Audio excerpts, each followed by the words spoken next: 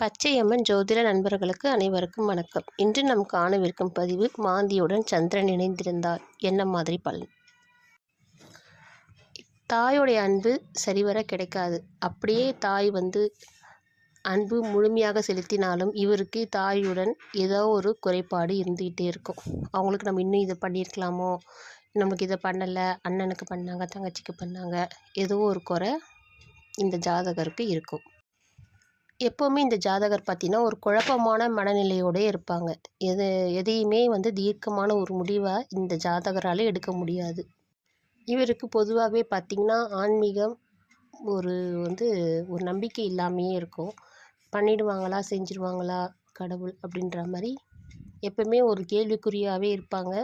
என்னதான் அவங்களுக்கு கிடைச்சாலும் திருப்திகரமாக இருக்காது. அப்போ இந்த ஜாதகம் என்ன மாதிரியான பரிகாரம் செய்யலான்னா, நீர்மோர் ஏதோ ஒரு கோவில் திருவிழானா, குறிப்பாக அம்மன் கோவிலில் ஒரு திருவிழானா நீர்மோர் கொடுப்பாங்க இல்லையா, தண்ணி கொடுக்கறது, மோர் கொடுக்கறது, அதை மாதிரியான இவங்களால் முடிஞ்சது ஒரு 10 பேருக்கு, ஒரு 11 பேருக்கு வசதி இருந்தால், மனம் இருந்தால் நிறைய பேருக்கும் கொடுக்கலாம். அமாவாசை 3ஆம் நாள் சந்திர தரிசனம் செய்வது மிக சிறப்பு.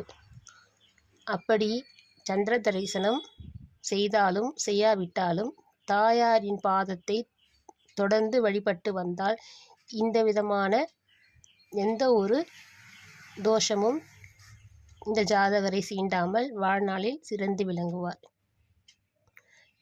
உங்கள் ஜோதிடர் கவிதா. இந்த பதிவை எல்லாருக்குமே போய் சேரணும்னா நீங்கள் ஒன்றுமே பண்ண வேண்டாம், ஒரு லைக் மட்டும் கொடுங்க. ஏன்னா எல்லாருக்குமே இந்த ஜோதிடம் போய் சேர வேண்டும் அப்படின்றதான் என்னுடைய கருத்து. உங்களுக்கும் ஜோதிடம் போய் எல்லோருக்கும் சேர வேண்டும் என்று நினைத்தால் எல்லாருக்குமே ஷேர் செய்யுங்க.